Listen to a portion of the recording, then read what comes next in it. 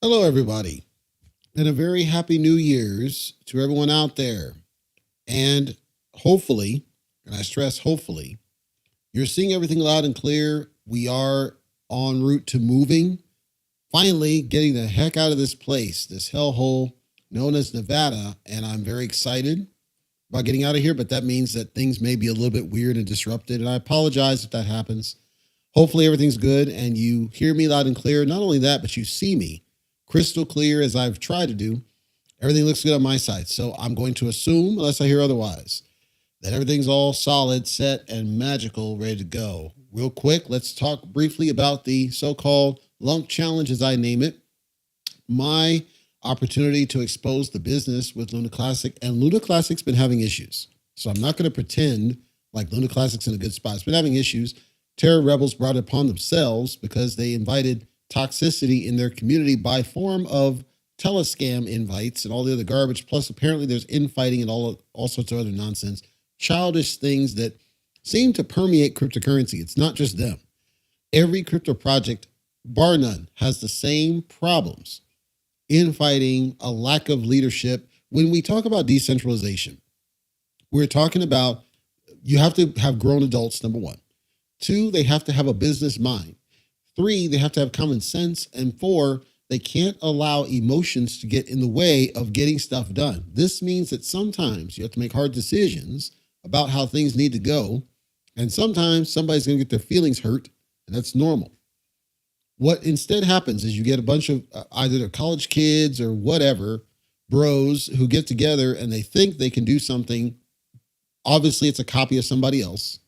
They think they can do it better. They get in over their heads and don't know what the heck they're doing, and they kill the business. That's what's happening with Luna Classic. Because Luna Classic, it was Do Rug Pull, aka Do Kwon, who thought he was sitting on top of the world and could do no wrong, kills that one. It craps. A bunch of people are able to make major amounts of money when it crapped, off backs, pump and dump. It's been down. It had a little bit of a pump back up as people were waiting to see if there was going to be another run. Terror Rebels caused a little bit more run. Down again and trending downward and expected to go even further downward. It's expected to add another zero. I see it. I understand it. But to me, a community, if I'm going to propose myself as a community member, it means that I have to stay true to it, about it, as the kids used to say. And that's what I'm doing with the Long Challenge. I'm going to still do burns based on the stats that I see on the YouTube channel because I'm doing my part, which is I don't make money off the YouTube channel. I don't make money off the podcast at cryptotalkradio.net. I don't run ads. It's out of my own pocket because that's really what you should do. So I'm trying to expose the business that all these other ones that have hundreds of thousands of followers or whatnot on their YouTube channel, they can't burn none of it. Classy Crypto, who apparently is kind of the face of the Luna Classic situation. He shouldn't be, but he is. He's getting cited all over these places about, well, Classy Crypto said this, and Classy Crypto said this, and Classy Crypto said this. And I know he has an inside track, but the truth is he set up his validator. Great, but he did it for profit reasons. Great, I don't knock the hustle. And then it was only later, it was like, oh, well, maybe people want me to burn my commissions instead of actually making profit. If he was really about it, in my opinion, and I ain't worried about it, they don't give a damn about me. If he was really about it, he would have already let in saying, I'm going to do this so I can contribute. I'm going to do this to burn. I'm not doing it to make money. I got my own job, J-O-B, but maybe he doesn't. I don't know. So I don't have a validator yet, but I figured for now, I'll just do what I can, which is I'll just burn based on stats and it's out of pocket. And that's cool because I make a pretty good amount of money anyway. So I ran last time stats. We're roughly about the $15 mark again, ish. Probably a little bit more. So I'm going to run that. That's going to be burn. If you're curious to follow the burn, you can check out our Twitter account, hit the profile. There's a link in the profile description. Takes you straight to the wallet where you can see the burns that happen directly on the blockchain. So you know that I'm true to it, 100% logistically on board with doing my part, however small that is. And again, think about it. All these ones that have tens of thousands, hundreds of thousands, if they did nothing more than this, that's a lot of burn. None of them want to do it. That's cool. I'll still do it myself. I have quite a few topics to talk about today, but I didn't want to summarize them inside of the description because I figured it's better just to chat it out because there's a lot going on. Let's start with some numbers as I tend to do. So Ethereum, right up off the jump, hovering around the 1200 mark. I'm already focused on the month chart. Like I say, I like to look at the month chart as an indicator of where we're going. And if you notice, we're starting to get to this point where the red's starting to outweigh. A number of things started happening. I saw projections that Ethereum is going to recover. I still see those projections, but I'm also seeing there's some disruption things. They're stupid things. They're not things that are going to completely kill it. They're dumb things. They're like, the idiot Vitalik sold a bunch of Ethereum, or, Ethereum is being challenged by claims that this idiot over here wants to make Bitcoin smart contract capable. It's nonsense like this that's got people a little bit skittish. But also there's still liquidations happening. There's other things under the hood, but I don't see the level of crap out that we saw just last month. To me, I think Ethereum is poised and ready for a much stronger recovery in 2023 over time. And when I say stronger recovery, I'm not talking like Q1, Q2. I'm talking end of the year. Let's look at it again, roughly around end of the year, 2023. If I'm right, and I can't say I am, but if I'm right, velocity and the direction shows me that we're still wanting to go up. I guess that's the way to describe it. We want to go up, assuming nothing keeps us down. That may seem like a cop-out response, but that's what we can see based on the graph right now. It's too early. We got to let things settle. We have new Republicans in the House. They took over the House. We got to see what they're going to do, if anything. We got to see if what they do matters. We got to see tax season. When people start filing taxes, what is that going to look like? People lost a lot. But are there enough deductions to make it where people say, yay, I got a refund of $5,000. I'm gonna toss 4,000 into crypto. These are all X factors that we have to account for in trying to predict the next level of movement. And I just think right now it's too early to know. It just looks like from the graph we're poised to get to that point. So I'm excited. I think everybody should be, if I'm right, and I can't say I am. Bitcoin, which I normally don't follow because it seems like it's a little bit more skittish in this regard.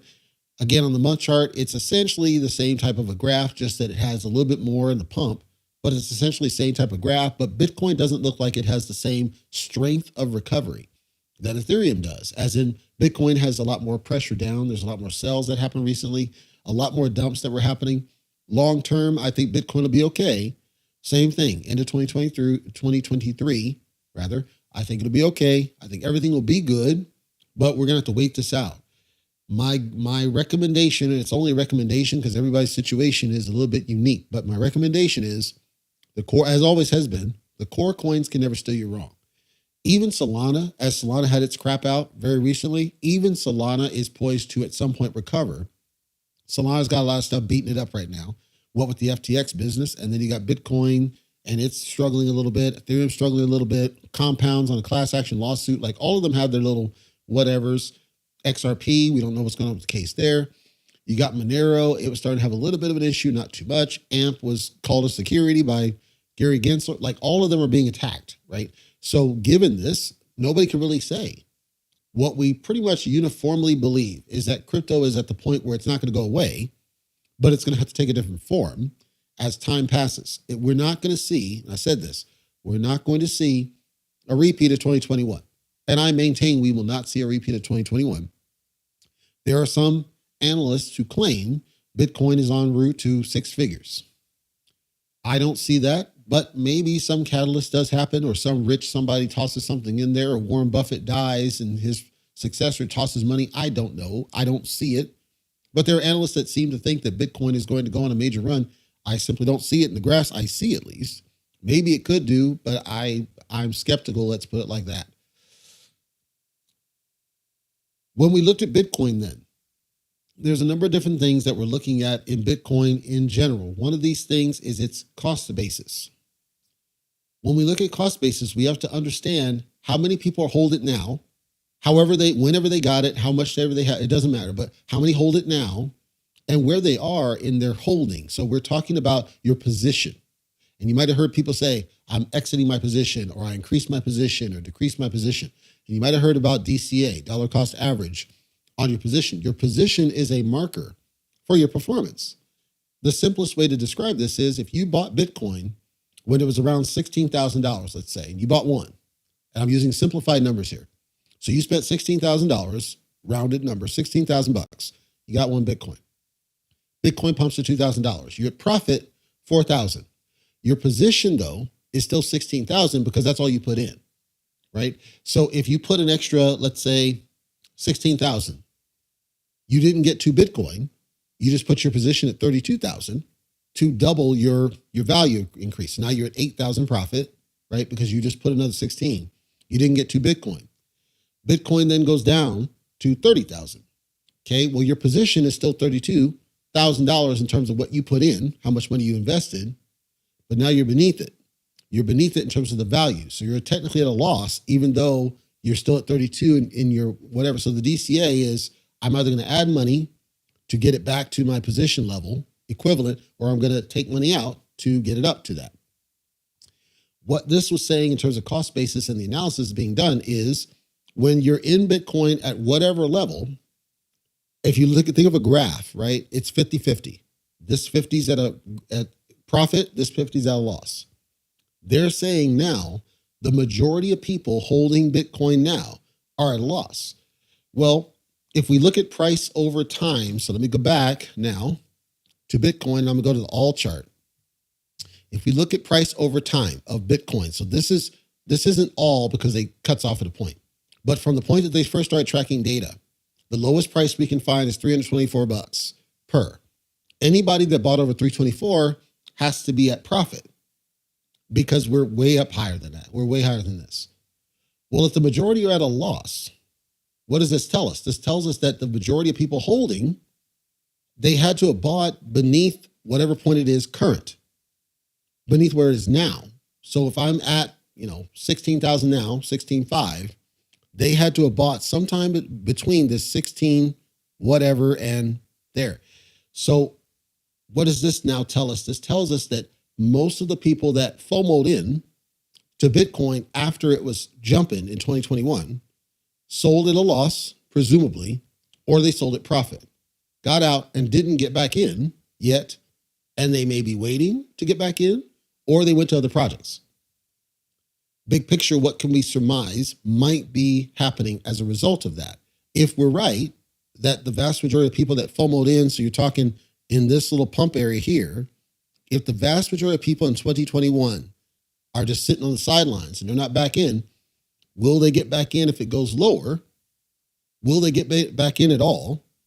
And if anybody does get back in, what is their position? Because let's say there's people that got major profits when it got up to the 50s and the 60s of the world, and they dumped off major profits, became millionaires, billionaires. Let's say they did. Let's assume those people are waiting for a true bottom. Let's assume that those people are waiting for it to get way lower. If they were able to make crap tons of cash at its peak, and then they're waiting at the bottom so that they can ape into it, we might be en route to another run at some point because they'll be able to buy way more than they were able to sell when they got those major profits, which is essentially a form of DCA unless they sold all of it. But it means that we're en route to another run. That's what that means. We just don't know when, because the theory is that people are waiting for a true bottom. The theory is that people think it's going to go lower, and it might. In fact, I do see it going lower. I just don't know how much low.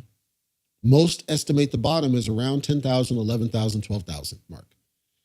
Well, then we have to watch if first it gets that low. What do people do? What's the behavior? Do they ape in, and that's true, and then we see another run? Because FOMO's going to take over. If we start seeing it pump back up again, my best guess, we get as low as like 10,000 at some point. We start to see a bunch of people cramming into it because they see a true bottom, especially super wealthy. I think a lot of businesses are going to buy it and stack it up. And I've got an update here later about one of the countries. So then we see another run, more FOMO on the Bitcoin side. Well, if Bitcoin goes on its run, everything else is going to run up because there's still a correlation between Bitcoin and everything else. So we could repeat at least some of the upward momentum of 2021. I just don't think it'll be as aggressive as 2021 was. 2021 was ridiculous. 2021 had nutso levels of growth. There were projects that literally were dropping zeros every month. I don't think we're going to be that level. But I do think that there will be a recovery. Just that nobody really knows how long it will take. Nobody really knows what it means, big picture. Nobody really knows there's these outside catalysts, the Gary Gensels of the world, when I say catalysts, that negatively impact cryptocurrency. These all are X factors that we have to watch for, simply that the numbers that we saw in watching for this cost basis situation tell us that there's at least an opportunity to get more money back into cryptocurrency, even if it's the same money that left it before, because those people might want to buy back in now that they can buy more of it and cause a little bit of a FOMO run. So that's something to keep in mind. I talked about the country then.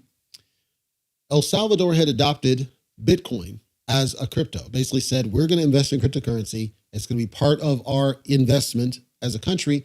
And then when Bitcoin started crapping, they're like, oh crap, what do we do now? But they held the line, did El Salvador. Well, Australia said, you know what, we're going to get into this a little bit. We're not going to go as far as they did, but we're going to get a little bit. And they're starting to embrace ATM hubs, crypto ATMs. In the United States, we have Bitcoin ATMs all over the place. Now, here's the thing. Funny thing, nobody uses them.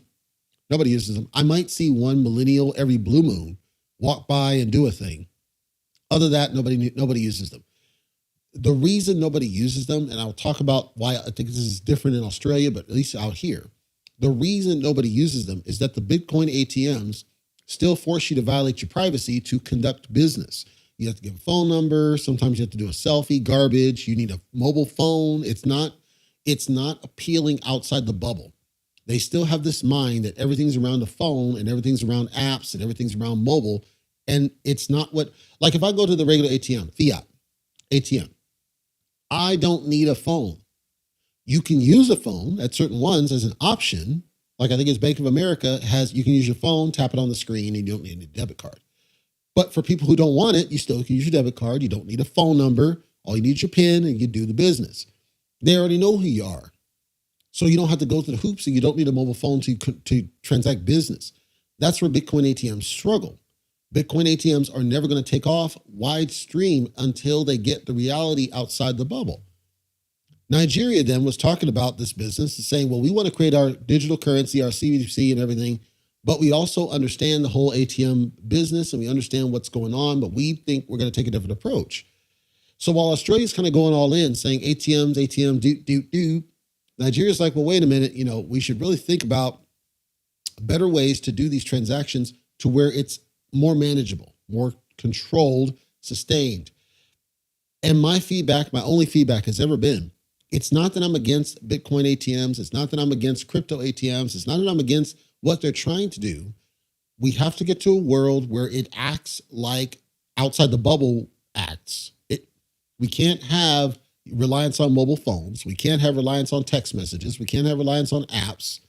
It needs to just work without having to put in extra data, without having to wait for verification and all this crap. Because at the end of the day, if it's your crypto and it's your wallet address, it's your crypto, all that shouldn't matter. I understand why they think they need to do it. It's because of KYC and the United States and all the other laws. And I'll be talking about that here in a second. That's why they do it. They want to just collect it just in case the government comes after you. What I'd rather see them do is not collect it until the government requires that you do. The government requires that you understand who's doing a transaction when the transaction involves fiat. It shouldn't require I do anything if I'm sending crypto from wallet A to wallet B. That's the whole point. You can do that now. Without an ATM, you can go online into your wallet, whatever, and simply do a send, and it's not going to require you to do any KYC unless you're on a centralized exchange. But in your Trust wallet, no, it doesn't care. In your Meta wallet, no, it doesn't care. In your Alpha wallet, no, it doesn't care. There's no KYC to those. The only time KYC applies is when it's fiat. That's what I want to see of these. So if I'm trying to buy it, okay, maybe you do a limited KYC. If I'm trying to sell it, maybe you do a limited KYC. But they do it regardless. They do it when you're sending. I don't agree with it. Never will, never have. And I think they're not going to thrive. And I think we're going to continue to see it's a waste. Number one, it's a waste of space, but also a waste of time. Well, the other half of this business is regular ATMs. I'm on a mission, folks. I fell back in love with the regular fiat ATM, the feeling of pulling cash out of my accounts, because I have a lot of cash in the bank. So I was pulling cash out because I knew that at some point, it's not about the apocalypse, but I need to have money available, right? The grid goes down or the winter, whatever. I need to have cash ready just in case something happens, or for large transactions. I actually plan to do a large transaction here soon. So I'm pulling out a bunch of cash from the ATMs. And I had forgotten the sheer simplicity of just doing so. You put your card in there, you put your PIN in there, here's how much money I want, and it gives you to it. You're done. You don't have to care about anything else. I had done a Bitcoin ATM once. That was back in 2021. And it was a nightmare. Yeah, it seems simple on the surface, but you got to have a mobile device and then type in your phone number and then deposit this and show your card and do a selfie and all this crap. And I'm like, I'm not doing this. I'm not certainly not standing here in a high traffic something, doing all this stuff, putting my personal information at risk just to satisfy some obscure requirement on the back end. Like KuCoin doesn't even do what these ATMs are doing. So then I'm like, all right, I'll just go home. I get on KuCoin and I can do whatever I want to do. And you have like 100 Bitcoin transaction limit. Well, that's a lot of freaking money. Most people will never touch it. And I didn't have to go through those hoops. Coinbase I do, but with Coinbase it's different because the Coinbase it's once and done. So Coinbase really needs an ATM. That's a suggestion.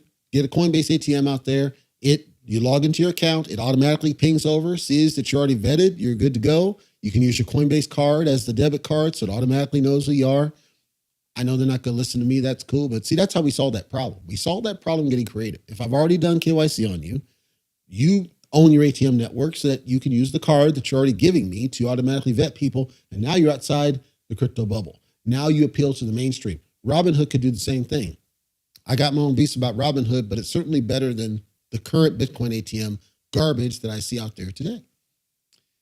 Cardano, which I've remained bullish about for no reasons I can really explain to you, they have said, and I laughed at the spelling here, but they have excelled primarily on one main thing. No matter who you talk to, if they're aware of Cardano, most everybody believes there's something to it.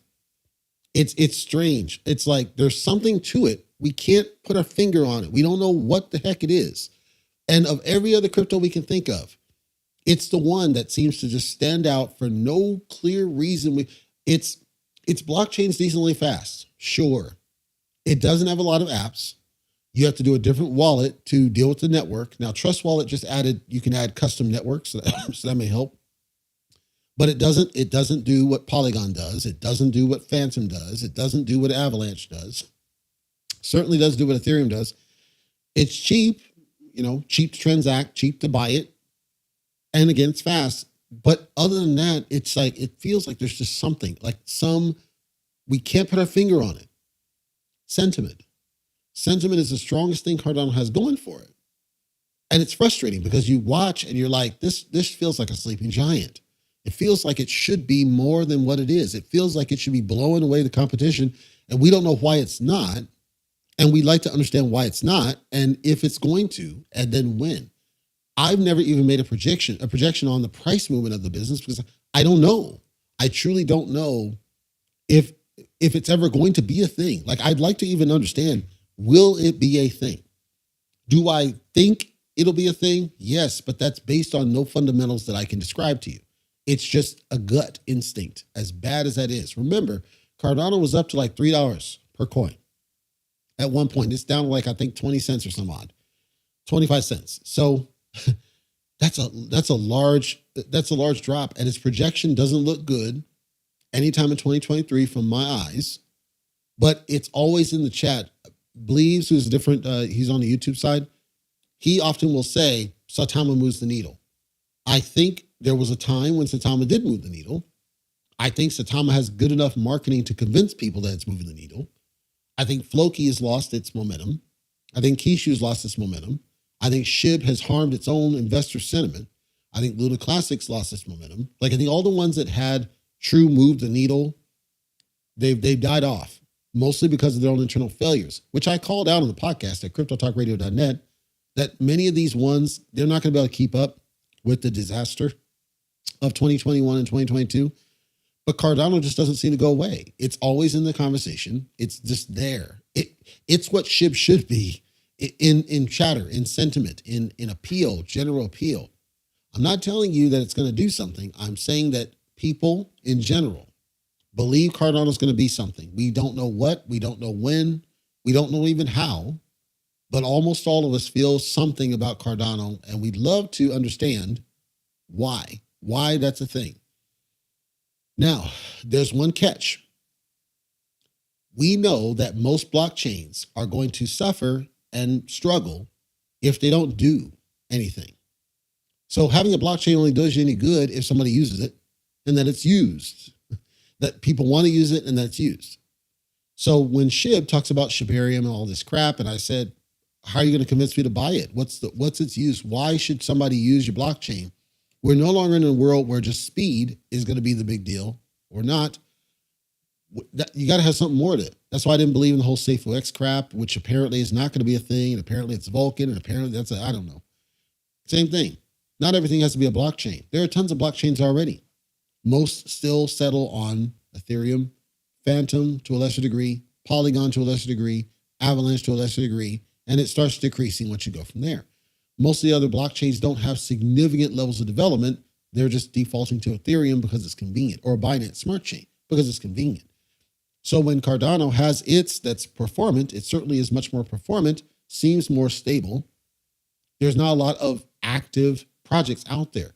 There's a lot of development, but I'm saying active, as in you're done, you're being used, there's actual volume running through it that's using, in this case, the coin for gas to show us that, yes, it's got this popularity that supports people's thought that it should be something.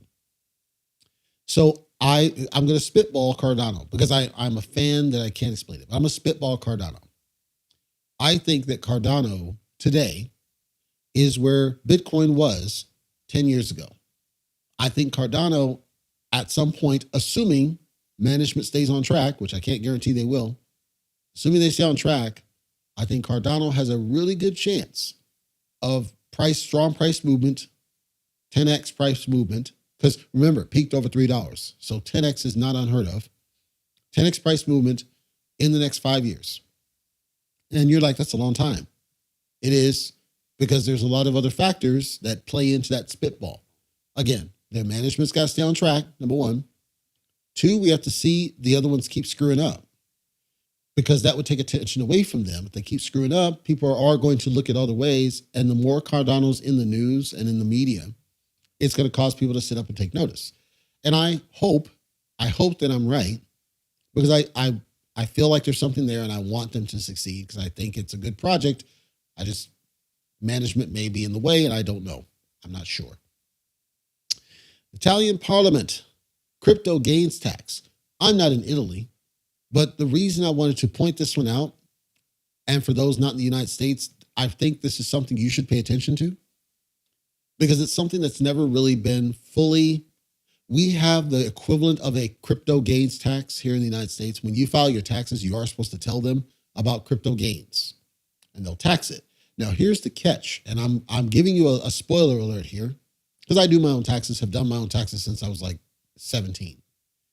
I'll give you a spoiler alert. You have to understand gains and losses as described in cryptocurrency when you file your taxes. And I'm not going to give you over specifics. I'm not a tax specialist per se, but I'm just giving you the know. You can check yourself through your HR block or whatever you want to. When you have cryptocurrency that you sell, the question is, did you sell at a profit or did you sell at a loss? That's the open question that they really want to know. It's not just that you sold. It's, did you sell at a profit? Did you sell at a loss? The reason it matters is that if you sold at a loss, it's still a loss. Despite the fact you sold it, you sold at a loss. If you bought it at $500 and it's valued at $400 when you sold it, you took a loss of $100.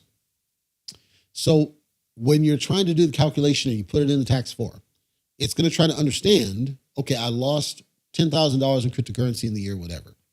And these are deducted from what they expect you to have made in terms of profit, because it's money that you were already taxed on, that you paid into, and then you bought this and then you took a loss, right? Well, this one was interesting because what they did is they looked at, right down here, quote, as an incentive for declaring crypto profits, the new bill also sets a substitute income tax for investors at 14% of the value of assets held as January, today, instead of the cost at the time of purchase. This is great because what it's saying is you're looking at the value that you bought it at versus its value when you report it. The value that you report it. So what they're saying is we're going to be looking at 14% of the value held now, not 14% of the value when you bought it. That's huge to me. let's say you bought Bitcoin at $30,000 and it crapped throughout 2022, right? But you bought it at the beginning of 2022 when it peaked to near 30,000 at one blip. And it's down. January, see it's $16,000. What they're saying is they're going to tax you on the 16 because that's its value now. 14% of the value of the assets held as of now, not the value when you bought it. That's huge because it's an incentive to report losses. It's an incentive to say, I lost on this. It wasn't that I made this major amount of money because I bought it at 30 grand. It didn't matter. I bought it. It's valued crapped out. It's valued now. Well, think of ones where it's zero. That means there's no tax because value zero. If you can prove value zero, that is, you can prove value zero. So if you got rugged or whatever, value's at zero, 14% of zero is zero. Now the game changes. Now the question is whether the United States will be this brilliant about it, because that's really what it should be. If your value is zero on whatever asset, that's what it should be taxed as zero, because that's what it's worth now.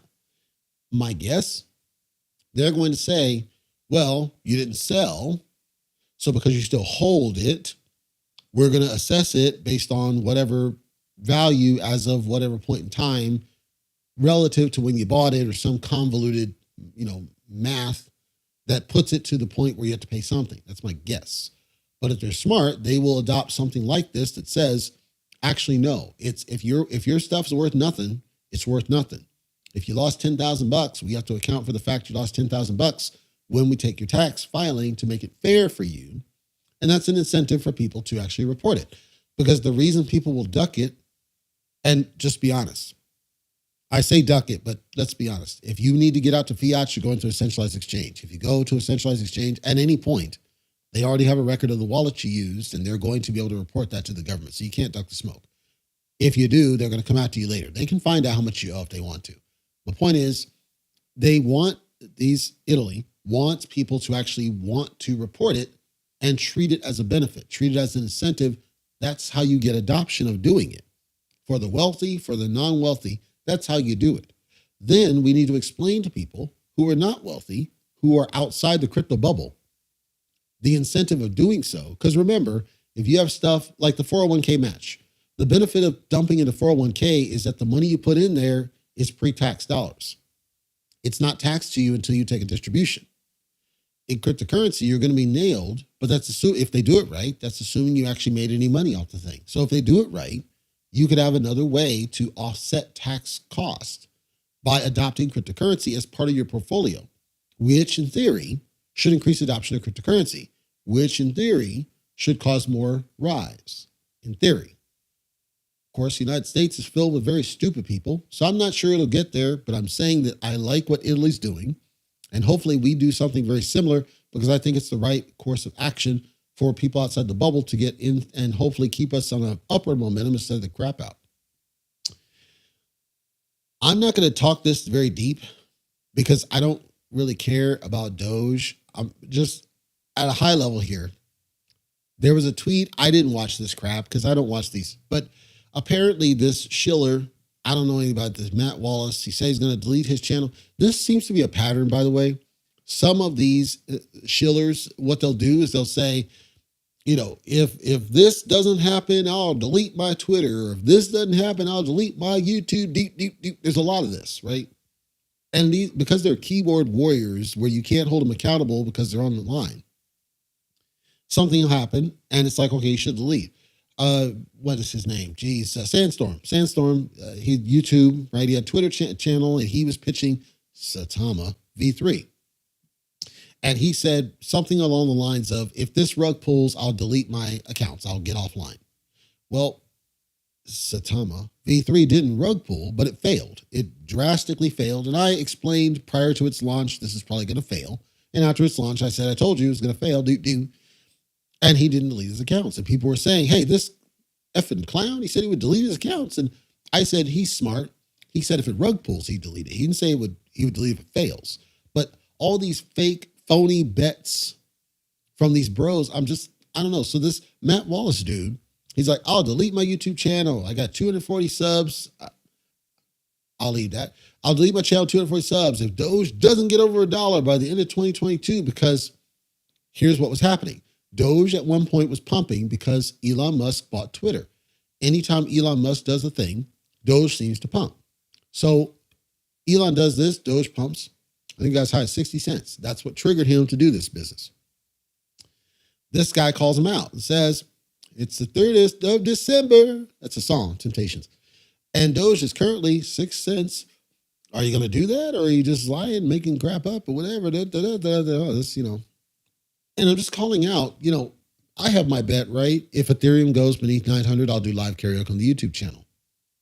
But it's not like delete my channel or delete my account because let's be honest, the only reason I'm on social media is because as a podcaster that I am, I have to be able to reach my listeners and wherever they may be. I technically have a Reddit account. I have Facebook. I have BitChute, Rumble. I have all these. Deleting it to me feels like a disservice to the listeners because I want to make sure they can reach, hear, and experience with me. As we go through cryptocurrency, that's the whole point. So I would never, it's almost like insulting to me. I don't know. I don't know if anybody's following a project that does this, but it pisses me off seeing this, and I keep seeing it more and more. I don't know. FTX Japan. I don't know if anybody follows me that's from Japan. I know somebody on Twitter does for sure, but I don't know if anybody on YouTube does. FTX Japan is starting to open up the withdrawal of funds starting in the new year. So what happened was when the whole fiasco with Poof Air happened, they put a halt on everything, had to figure out the bankruptcy, figure out what they were going to do. After this, then different ones. So like FTX US, Poof Hair came out and said FTX US, they should be able to distribute this money for the United States. FTX Japan, so there's all these ones that are starting to slowly open up the withdrawal of funds in agreement with the bankruptcy courts to say, we're fine, this is okay, this we got to do, whatever. So it's possible if you're in any of the local FTXs, not the main one, but any of the regional ones, it's possible that at some point in Q1, you'll be able to get access to any funds that were there. I can't guarantee they're going to have the same value that you might expect because, of course, they were frozen at a point during whatever turmoil. And right now, at least, Ethereum and Bitcoin have been trending downward, which means you probably lost some value. I would strongly recommend, if you are in that category, to withdraw your funds immediately and make sure they're in a wallet you control rather than leaving it in these exchanges so that this doesn't happen to you again. Of course, it's your money. I can't tell you what to do. I'm just recommending that you do so. It's up to you. In closing, I kept this real quick because it's New Year's and I want you to enjoy New Year's holiday. In closing, I'm going to give a shout out. And the shout out, I'm going to talk about my Fave 5. I haven't updated my Fave 5 in a while. And I want to talk about my Fave 5 because I think now's the right time. It's a new year. Things have changed. Things have shifted. And it was time to look at them again. I was not compensated by any of them. In fact, none of them will even talk to me. Yes, none of them will even talk to me. I'm simply covering them to say they're my Fave 5 and why, so that you are aware of the things I was looking for when I was evaluating these projects when I did look at them. Each and every one of these, I've done at least some analysis at some point, so you can check the YouTube archives or the podcast at cryptotalkradio.net. Angie Eco has been on the list for a long time. And again, mind you, my Fave 5 is not because of price. It's because of the project, the people, the what are you doing, the culture. How are you treating investors? How are you treating it like a brand? How are you treating it like a business? That's where Fave 5 comes from, just to be clear. It's not about the price. So the first thing you shouldn't do is just go to the graph and say, oh, that's not me, unless you're a gambler. If you're a gambler, I celebrate you. I'm saying that in terms of the project. These are the ones that feel like they most act like a business. Angie Eco, bar none, has worked to act like a business more than many other projects. Little history, real brief. Angie Eco used to be a project known as, I believe it's called Safe Panda. Ages ago, they rebranded it to this Angie. They did all these banner ads and everything all over the place on subways and everything. They have a swap. They have all these different utilities they've been building. They've been very silent. It's not been pitched on social media very heavily. They do, unfortunately, force telescam, which I don't like. But other than that, I like what they do in terms of their approach and the brand and trying to treat it like a business. I've been very happy with watching their evolution from a distance. They've not been around for very long, but I like what I see. Again, it's not about greed. It's not about price. It's not going to make you a millionaire overnight. It's not designed to. It's like one of those outside. It's like if you're thinking stocks, right? Stocks are multi-year things you got to watch over time. That's what I see of NG Eco from my eyes, at least. The other one, which I really, really like, marketmove.ai. Marketmove.ai is a utility that does graphs, but it does an audit as well. And they just built a swap that they just built. So the Binance Smart Chain, I like them a lot, primarily because of the audit tool that they use, but also because when they present their tool, so they have their own tool as well, their own token rather, their own token. When they present theirs, they basically are they're like, yep, if they buy it, they buy it. If they don't, they don't. We're going to keep going, doing what we're doing because we think there's a value here. And bar none, I think it's better than any other tool for assessing Binance Smart Chain projects. From a graph perspective, from the audit that they can do, it's all online. You just hit a button, add the contract code, and it'll spit out results of what it thinks about the liquidity, what it thinks about the holders, any risks in the contract. Love the tool, been using it for months. You may have heard it in any of my other videos where I've referenced marketmove.ai. That's who they are. Great team as well. Elk Finance is a cross-chain. It's not just a cross-chain, but it's best around the cross-chain. So Elk Finance it's an eco total. So what it's got is three or four different utilities. And one of them is the ability to do cross-chain swaps. I'm going to be talking about an alternative to this here in a second. But you buy the Elk token on whichever network that you want, right? So let's say you want Avalanche and you need gas on Avalanche. The way it works is you take whatever you have, whatever that may be. Let's say it's Ethereum. And you say, I want Avalanche Elk. It does a swap, but then you say there's a box that says, take like $1 or $2 of it and give me back gas. So it'll give you the AVAX token back so that you don't have to worry about trying to get access to that gas if you're new to that chain. I think it's a slick tool, amazing tool. And then investing in the token itself, because it's on every single network at this point, almost. I think it's Hedera is, I think, the only one they're not on. But other than that, it's on pretty much every other network. So you can invest in it separately as just Elk Finance. I'm not a fan of their community. They're not toxic, but they're not communicative very much. It's just kind of out there. And it seems like some of the momentum has died off. It seems like they don't do as much to get outside and show the world that, hey, we've got this great utility out here that's available for people that are interested. I think they should tell more people that story. And I don't think they do. Zilliqa. So Zilliqa is it's its own blockchain. And what they were trying to build at some point when I did the coverage, this is on the podcast, is a gaming console around Web3, which really appealed to me because gaming has been stale. Gaming is crap. Let's be honest. I don't consider myself a gamer, but I have a PC. I have tons of PC games. I have a gaming rig over there. I've got a PS5, which sits there and collects dust because gaming is crap. I have my Switch. My Switch gets more play than anything else because Switch seems to understand games, fun games, not movies. Well, when I saw they were going to do this, created a bullish sentiment for me because it would create competition, which we desperately needed in gaming. And it would bridge gaming and crypto, which I think is desperately needed as well. There's an opportunity there, hopefully, to increase both sides. Remember, the gaming industry is huge. You got so many people over there that they're hardcore gamers. Like they'll game every NBA game, any NFL game, any of these like Smash Brothers crap, and they'll play tournaments that happen. They're hours and hours. The conferences, there's so much over there. There's so much money over there. And chances are many of them are not in crypto, or if they are, they're not maximizing it or don't know how. If you can bridge the two, right, you create an opportunity to get access to that money. And I've said, I want outside the bubble. I want that money. That's like 90% of the world. That's who I want. Gaming is a big part of that. So I figured if Zilliqa can make that happen, that created bullish for me. I haven't seen this come out, and I'm going to follow up on it, probably coming up here soon, and then I got an after update about that. But I was hugely bullish about that one.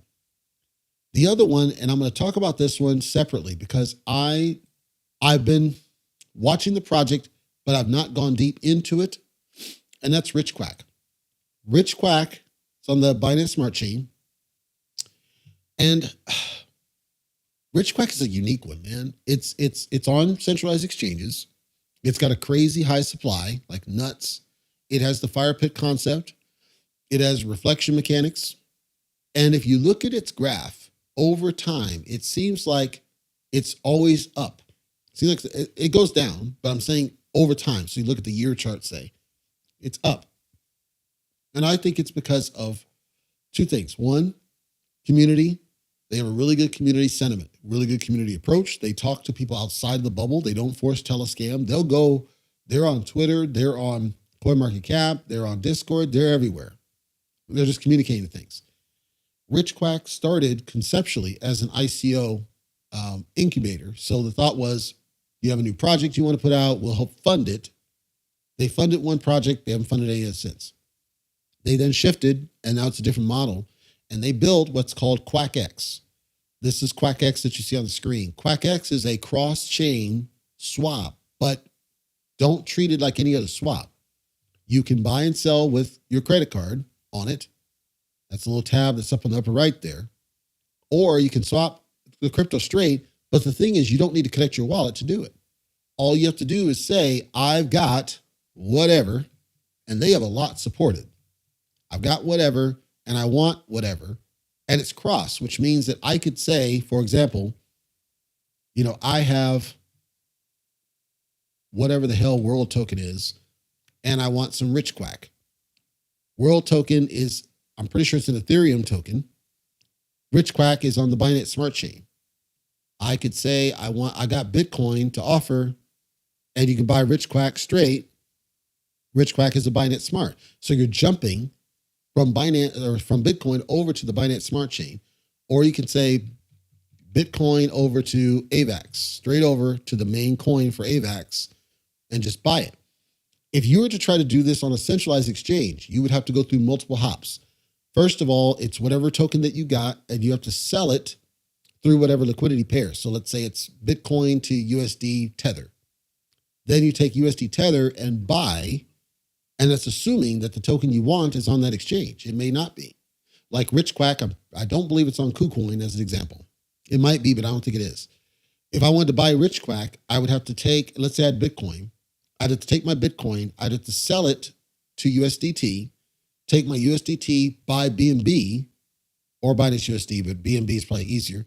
BNB, withdraw the BNB to my wallet, connect my wallet to, in this case, PancakeSwap, and then buy Rich Quack off the BNB pair.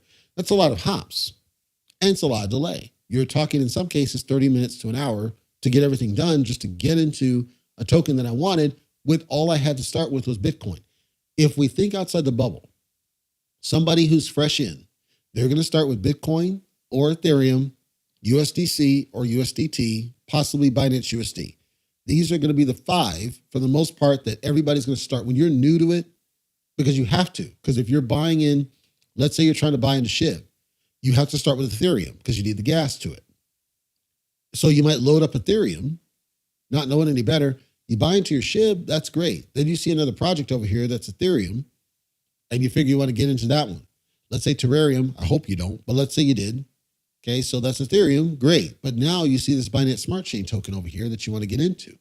That caught your eye, like Rich Quack or NG or something else. You can't, because the Ethereum, you can't just jump straight there from your wallet.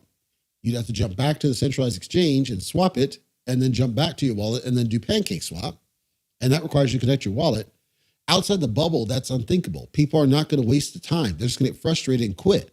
That's what we don't want. We don't want them to give up. We want them to stay.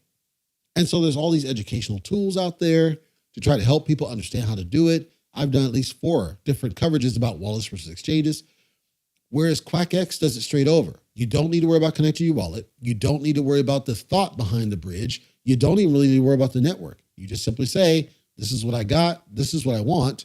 You hit exchange, and it'll say, all right, that's what you want to do. Tell me what wallet I'm sending this to. Once you do that, it will give you, basically, here's the address that you send your crypto to. So it's an address and a code. You take that in your wallet, you do a send to that address, which is dumb simple. Takes a few seconds for that transaction, depending on the network. Does a send, it'll give you a readout saying, okay, we're waiting. And then maybe 5-10 minutes later, you've got whatever it is that you wanted. I used Elk Finance for this before, and then I moved to centralized exchanges. This one was so slick and fast that I was greatly impressed that they were able to pull this off. So I'm pointing it out to you in case you're interested in that kind of cross-chain swap capability. AnySwap, which is one that was out there, it changed into multi-swap, I think it's called. multi-chain or something else. I think it's multi-swap. These are nowhere close to what this is doing. Everbridge is nowhere close to what this is doing. Centralized exchanges can't come close to what this is doing. So I am going to recommend this if you need cross-chain swap capability. I haven't tested the buy-sell because I don't know what vendor they use. And I know some vendors, they'll do the KYC and it's kind of a pain. So I haven't gone all the way through this one. I do plan to at some point just so I can understand for people what that process is. And I'll do a follow-on on that one. But what I did was just the cross-chain and that works like magical gold to me. So if you're interested in what this one is, the site for this one is richquack.com/X. richquack.com/X. If you are interested in checking out QuackX. I am a huge fan of this, ladies and gentlemen. It's what we've needed. It's weird that a project on the Binance Smart Chain was able to do what so many other projects struggle to do. Like, again, Everbridge was the closest, and even they can't come close to this one at all. So this one's amazing. I don't know how long it'll last, mind you. And it's not that they have every single token, so you're not going to be able to get the obscure ones, but it's got 50,000 pairs out there. That's a lot. That's going to get you probably 95% of what you care about out there. So richquack.com/X is the QuackX. If you're interested in that one, I do recommend you take a look at that one. With that said, I will shut up and see if we have any questions out there from the gallery before I wrap up and then try to get something to eat.